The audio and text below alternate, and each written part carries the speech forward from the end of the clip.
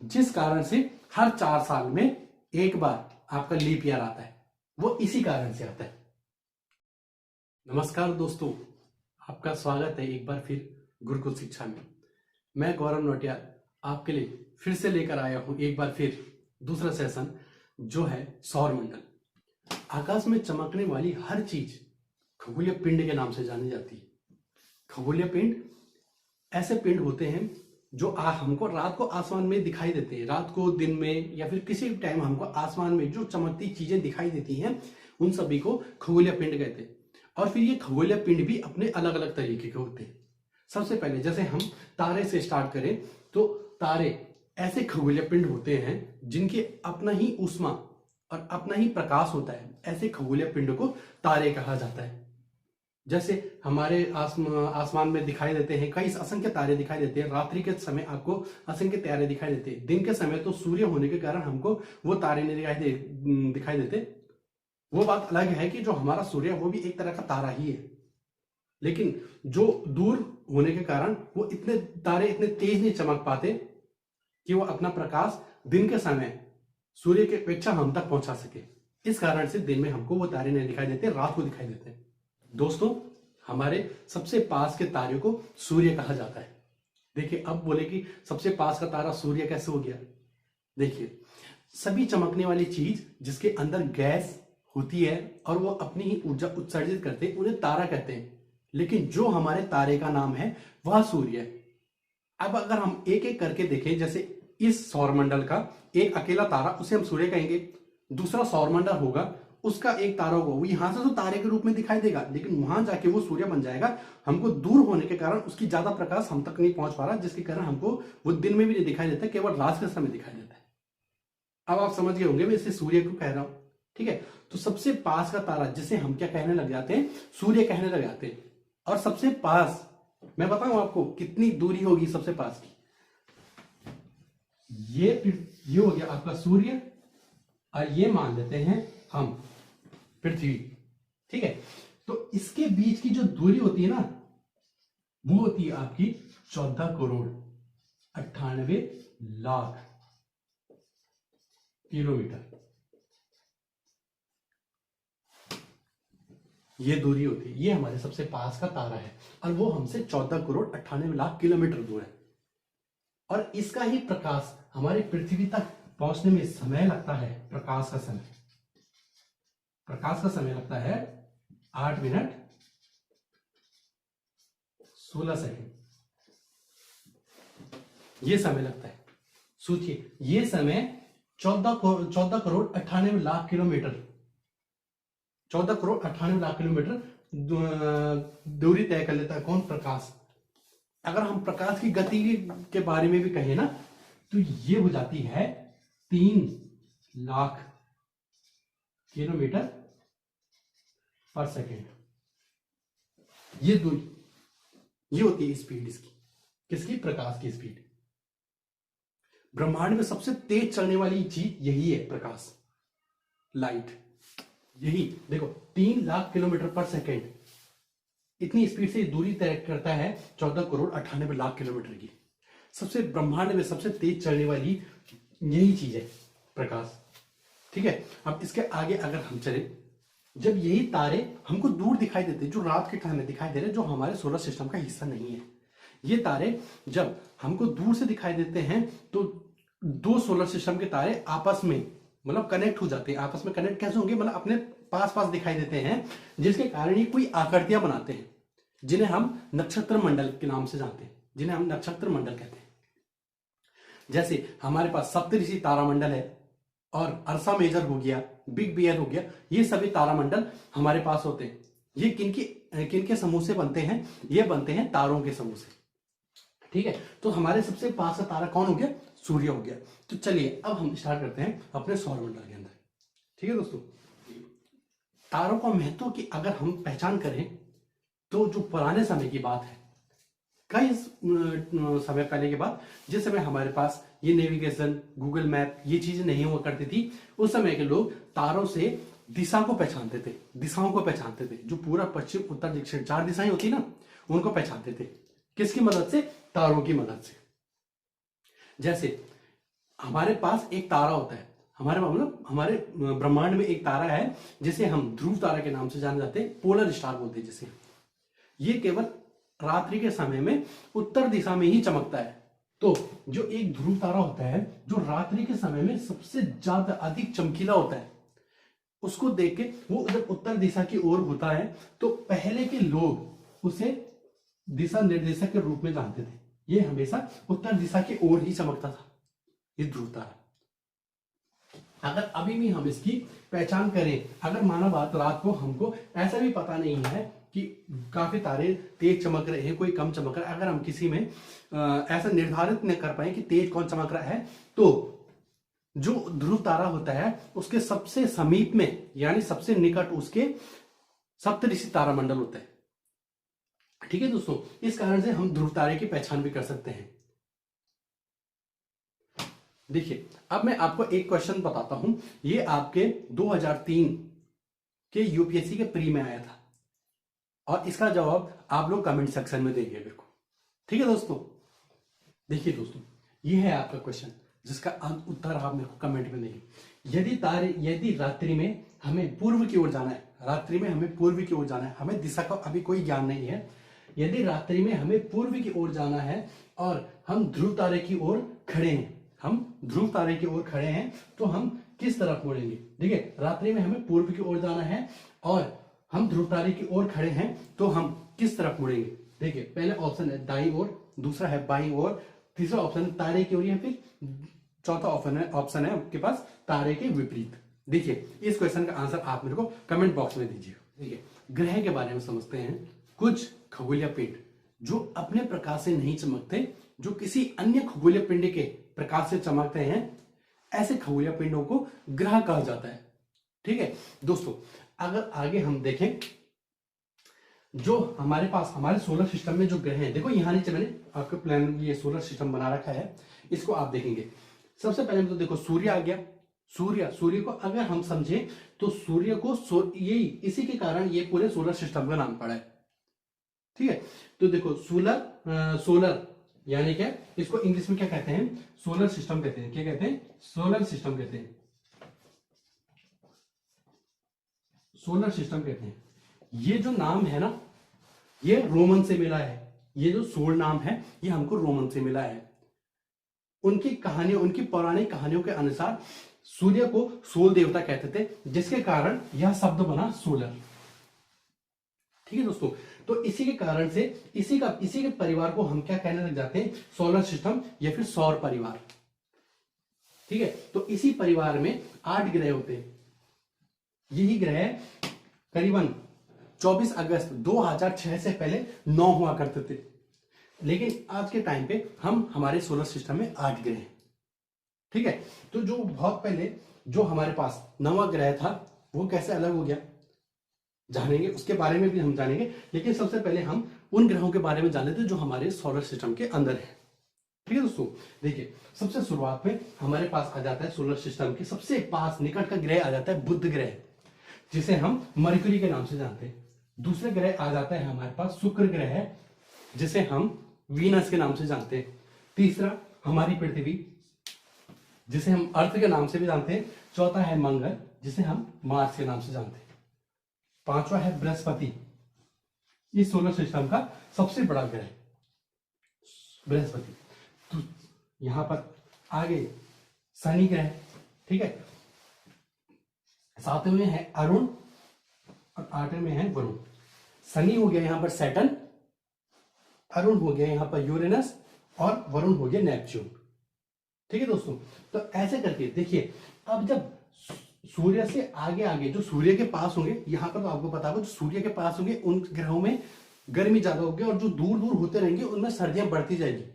ठीक है दोस्तों, तो एक और ग्रह पहले हुआ करता था जिसे हम कहते थे यहां पर, जिसे हम कहते थे यम यानी प्लूटो।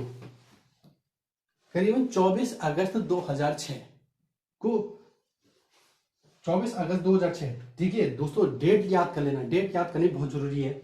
24 अगस्त 2006 को प्लूटो को इस ग्रहों की श्रेणी से निकाल दिया जाता है। भाई किसने निकाला है ये, देखिए ये जो ग्रह हैं इनके अपने नियम, कुछ अपने नियम बने हुए जिसके कारण से ये ग्रह कहला रहे हैं। ठीक है दोस्तों, अब ऐसा तो है नहीं कि वही ग्रह होगा जहां हम जी सकते हैं। ठीक है, जैसे हमारी पृथ्वी, ऐसा नहीं है, इनके अंदर जीवन नहीं है, इनके अंदर अभी जीवन हमको मिला नहीं है, तो ये भी तो ग्रह कहलाते हैं, लेकिन इनके अलग नियम होते हैं। देखो, नियम एक क्या होता है, जो भी कोई ग्रह सूर्य की परिक्रमा करता है तो वो अपने परिक्रमण आने वाले रास्ते में जब ये इसकी परिक्रमा करता है ना, जैसे मानव बृहस्पति इसकी परिक्रमा कर रहा है, किसकी, सूर्य की परिक्रमा कर रहा है, तो वो आने वाले रास्ते में मतलब जो छोटे छोटे एस्ट्रॉइड्स वगैरह आते हैं, जो अन्य खगोलीय पिंड आते हैं, छोटे छोटे पत्थर, एस्ट्रॉइड, ये चीज आते हैं, क्षुद्र ग्रह वगैरह आते हैं, तो उनको अपने गुरुत्वाकर्षण से उनको किनारे कर देता है, साफ कर देता है, जिसके कारण से इसका आगे का रास्ता क्या हो जाता है, साफ हो जाता है। ठीक है, यही कार्य कौन नहीं करता, यम नहीं करता। इसके अंदर कम गुरुत्वाकर्षण होने के कारण ये इसका रास्ता क्षुद्र ग्रहों से भरा हुआ रहता है, इसी कारण से इसे ग्रहों की श्रेणियों में नहीं रखा जाता है। देखिए दोस्तों, अगर आपको यह पूछा जाए, अगर किसी भी एग्जाम में यह पूछा जाए कि कौन सी ऐसी संस्था थी जिसने यम को हमारे सोलर सिस्टम से बाहर किया था या किसी कारणों से, वो थी अंतरराष्ट्रीय खगोलीय संघ, जिसने जो 1919 में यहाँ इसकी स्थापना हुई थी और पेरिस में। देखिए दोस्तों, अगर हम किसी संघ को याद करते हैं ना, तो उसकी डेट और उसका हेडक्वार्टर रखना हमारे लिए बहुत जरूरी हो जाता है, उसको याद करना हमारे लिए बहुत जरूरी हो जाता है। देखिए दोस्तों, जब हम यूपीएससी, यूकेपीएससी किसी भी चीज का पेपर देते हैं और हमारे ऑप्शनल में जो सब्जेक्ट आते हैं और उनसे रिलेटेड जो भी संघ होते हैं, जो भी यूनियन होते हैं, उनकी हमारी डेट हमको पता होनी चाहिए। ठीक है, उसकी डेट, उसका हेडक्वार्टर, ठीक है, वो कब बना, कहां बना, ये हमेशा पेपर में पूछता है और हमको बहुत ज्यादा हेल्प मिलती है इसको पूरा करने में। अगर हमको किसी भी मेंस के पेपर को पूरा करना है तो हमको अधिक से अधिक आंकड़े वहां पर देने पड़ते हैं। ठीक है, तो अगर हम इसकी बात करें कि सोलर सिस्टम में जब जो ये यम ग्रह था, यम प्लूटो प्लेनेट था, इसको अंतरराष्ट्रीय खगोलीय संघ ने 24 अगस्त 2006 को ग्रहों की श्रेणियों से बाहर कर दिया था, क्योंकि ये ग्रहों के जो नियम बने हुए थे उनको फॉलो नहीं कर रहा था। ठीक है, अगर हम अंतरराष्ट्रीय खगोलीय संघ के स्थापना की बात करें तो 1919 में इसका स्थापना हुई और इसका हेडक्वार्टर कहाँ है, पेरिस, फ्रांस में। तो दोस्तों, समय के साथ ही हम देखो अलग अलग ग्रहों का अपनी पृथ्वी से दिन का अंतर ढूंढेंगे। देखिए, सबसे पहले पृथ्वी का मैंने बताया था ना, जो सबसे पास होगा उसमें जो परिक्रमा होगी, परिक्रमा मतलब एक साल में जितने दिन होते हैं वो कम लगेंगे, जो सूर्य के क्या होगी, सबसे पास होगी। ठीक है, जैसे हम बुध से शुरू करते हैं तो पृथ्वी के जो 88 दिन होते हैं, पृथ्वी के 88 दिन होते हैं, इसमें बुध का एक साल हो जाता है, मतलब पृथ्वी में 365 दिन होंगे, पृथ्वी में 365 दिन में एक परिक्रमा पूरी करेगी, लेकिन बुध ग्रह 88 दिन में ही अपनी एक परिक्रमा पूरी कर जाता है। परिक्रमा मतलब जानते हैं ना, सूर्य के चारों तरफ चक्कर लगाना। ठीक है, जैसे पृथ्वी 365 दिन में अपना एक परिक्रमा पूरी करती है, उसी प्रकार बुध 88 दिन में अपनी एक परिक्रमा पूरी कर रहा है। 88 दिन, मात्र 88 दिन। और घूर्णन की अगर बात करें तो 24 घंटे में पृथ्वी कितना, 24 घंटे में एक घूर्णन करती है, मतलब एक दिन होता है। 24 घंटे में एक घूर्णन करती है, मतलब एक दिन होता है। वैसी बुध 58 दिन में अपना एक घूर्णन करता है। 58 दिन में लगा सकते हो आप, यहां क्या घंटों में बात हो रही है और यहां दिन में बात हो रही है। ठीक है दोस्तों, तो ये अपना 58 दिन में, मतलब पृथ्वी के 58 दिन और बुध का एक दिन बराबर होगा। ठीक है दोस्तों, इसके बाद हम आ जाते हैं शुक्र पे, यानी कि वीनस पे। ठीक है, अब यहां पर देखो, इसको याद रखना बहुत आसान है, इसमें साल और दिन लगभग क्या हो जाते हैं, बराबर हो जाते हैं। देखिए कैसे, इसमें 255 दिन का एक साल है, इसमें 255 दिन का एक साल है। ठीक है, और शुक्र और घूर्णन की अगर बात करें, यानी कि एक दिन की अगर बात करें, तो पृथ्वी के 245 दिन, यानी पृथ्वी के 245 दिन यहाँ के एक दिन के बराबर है। पृथ्वी के 245 दिन यहाँ के एक दिन के बराबर है। ठीक है, देखिए अब पृथ्वी की बात करें, पृथ्वी का मैंने आपको समझा दिया 365 दिन में एक साल, मतलब एक परिक्रमा करेगी, और 24 घंटे में एक घूर्णन करेगी, मतलब एक दिन। जब एक घूर्णन होता है तो दिन होता है, और एक परिक्रमण होता है तो साल होता है। फिर अगर हम आगे बात करें तो लगभग ठीक है, तो जब इसके 1.5 गुना चक्कर लगाता है कौन, पृथ्वी के 1.5 गुना चक्कर लगाता है मार्स यानी मंगल, तो इसमें 687 दिन में इसका एक साल कंप्लीट होता है। लेकिन इसके घंटे बराबर होते हैं किसके, पृथ्वी के, क्योंकि इसका आकार और मंगल का आकार लगभग क्या है, एक ही है। मैंने बताया आपको आकार के हिसाब से जब हम करेंगे घूर्णन का, अगर हम स्थिति का पता करेंगे तो आकार के हिसाब से होगी, क्योंकि जिसका आकार ज्यादा बड़ा होगा उसका गुरुत्वाकर्षण भी ज्यादा बड़ा होगा, बहुत कम टाइम लगेगा घूर्णन करने में, क्योंकि उसका गुरुत्वाकर्षण बहुत तेज होगा। ठीक है, अब आगे बढ़े तो किसका, पृथ्वी का। अगर ऐसा क्वेश्चन बन गया, ऐसा कौन सा ग्रह है जिसका घूर्णन काल पृथ्वी के समान है, वो हो गया आपका मंगल। ठीक है दोस्तों, आगे बढ़ते हैं बृहस्पति। देखिए अब यहाँ पर बढ़ता ही जाएगा, जब यहाँ पर से परिक्रमण शुरू करेंगे ना, परिक्रमण देखो, परिक्रमण पहले इसका 88 दिन का, इसका 255, फिर 365, इसका 687, फिर यहाँ पर 11 साल। अब साल में बात होने लग गई, दिन की बात नहीं हो रही, अब साल की बात होने लगी। 11 साल, 29 साल, 84 साल और 164 साल। ठीक है दोस्तों, बृहस्पति की अगर बात करें तो पृथ्वी के 11 साल,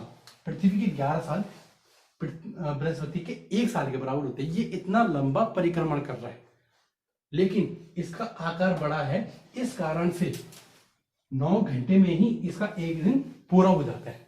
9 घंटे में ही इसका एक दिन पूरा हो जाता है, समझ गए। 9 घंटे मतलब पृथ्वी के 9 घंटे इसके यहां एक दिन के बराबर, यहां एक दिन हो जाता है, इतना ही 9 घंटे में। ठीक है, अगर हम इसके आगे की बात करें, देखिए जैसे शनि है, शनि ग्रह है, पृथ्वी के 29 साल, पृथ्वी के 29 साल शनि के एक साल के बराबर है। ठीक है, और पृथ्वी के 10.14 घंटे यहां का एक दिन है। घूर्णन जैसे जैसे भार बढ़ेगा वैसे वैसे घूर्णन क्या होता रहेगा, तेज हो जाएगा। तेज होने के कारण टाइम कितना लगेगा, कम लगेगा घूर्णन करने में। ठीक है, एक घूर्णन करने में टाइम कम लगेगा। ठीक है दोस्तों, देखिए अब शनि का हो गया, अब अरुण का करेंगे अगर हम, तो 84 साल में, पृथ्वी के 84 साल यहाँ का एक साल के बराबर है। ठीक है, पृथ्वी का 84 साल। अगर माना बात कोई इंसान अरुण ग्रह, यानी अगर पृथ्वी का कोई व्यक्ति यूरेनस पे अगर जन्म लेना तो वह एक दिन में ही बूढ़ा हो जाएगा, एक दिन में। कैसे, क्योंकि इस पृथ्वी के 84 साल यहाँ के एक साल के बराबर है। ठीक है दोस्तों, और अगर शनि में अगर यह जन्म लेता है तो वो एक दिन में ही जवान हो जाता है। ठीक है, कितना अंतर है इनकी एक परिक्रमा करने में, सिर्फ समय की बात है। समय कैसा, जो परिक्रमण करने में लग रहा है, समय हम खुद बनाते हैं, समय पहले से नहीं, समय हम खुद बनाते हैं, क्योंकि हमने एक रेखा खींच रखी है, एक काल्पनिक रेखा खींच रखी है, जिसको हम किसी भी ग्रह की कक्षा यानी उसका रास्ता बोल रहे हैं जहां पर वो परिक्रमण कर रहा है, उससे से हम अपना समय भी निर्धारण करते हैं। अब सबसे अंत में बात हो गई वरुण यानी नेपच्यून ग्रह की, तो 164 साल, पृथ्वी के 164 साल यहाँ के एक साल के बराबर है। अगर यही इंसान ने वरुण में अगर जन्म ले लिया ना, तो इसका तो दूसरा जन्म भी हो जाएगा इधर। ठीक है दोस्तों, और यहाँ के अगर दिन की बात करें तो यहाँ पर 16 घंटे, पृथ्वी के 16 घंटे यहाँ के एक दिन हो जाते हैं। तो यहाँ पर दिन जल्दी जल्दी बीतते रहेंगे, कहां पर, जहां पर आकार बड़ा होगा। अब देखो आकार तो आप आसानी से समझ गए होंगे, ये आपका जो बढ़ रहा है ना, ये आपका जो यहाँ की तरफ बढ़ रहा है ना, ये बढ़ रहा है आकार के हिसाब से। देखो अब मैं जैसे जैसे यहाँ पर बात कर दूंगा, इनका टाइम भी क्या होता रहेगा, इनका घूर्णन का टाइम कम होगा। जो यहाँ पर सबसे बड़ा होगा उसका घूर्णन का टाइम सबसे कम होगा, जो जिसका आकार सबसे ज्यादा होगा। ठीक है, ये स्थिति होती है आकार में। और पृथ्वी का आकार के हिसाब से 5वां स्थान होता है, कहां, फिफ्थ पॉइंट पे आती है पृथ्वी आकार के हिसाब से।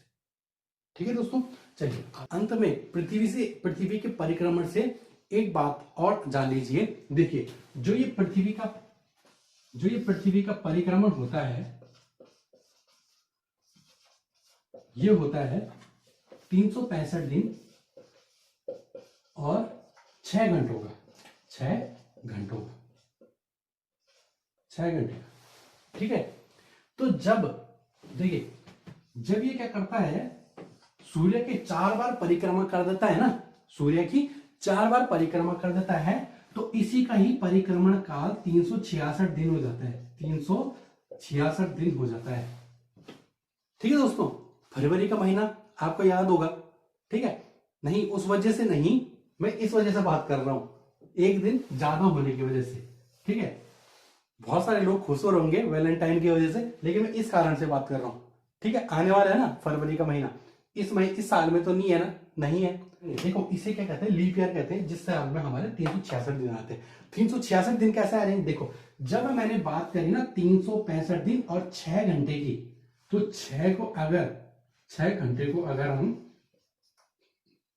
किससे 4 से क्या कर देते हैं, इंटू कर देते हैं, तो यहां पर 24 आवर्स हो रहे, 24 घंटे हो रहे। और 24 घंटे में तो हमारा एक दिन आ जाता है, एक दिन और हो जाता है। तो इसलिए चौथे साल में हम फरवरी में हम इस चौथे दिन को क्या कर देते हैं, जोड़ देते हैं, जिस कारण से हर 4 साल में एक बार आपका लीप ईयर आता है, वो इसी कारण से आता है। तो ठीक है दोस्तों, इस दूसरे सेशन को हम यहीं पर खत्म करते हैं। आगे भी और वीडियोस आते रहेंगी वर्ल्ड ज्योग्राफी से जुड़ी हुई, तो हमारे साथ बने रहिएगा। ओके, जय हिंद।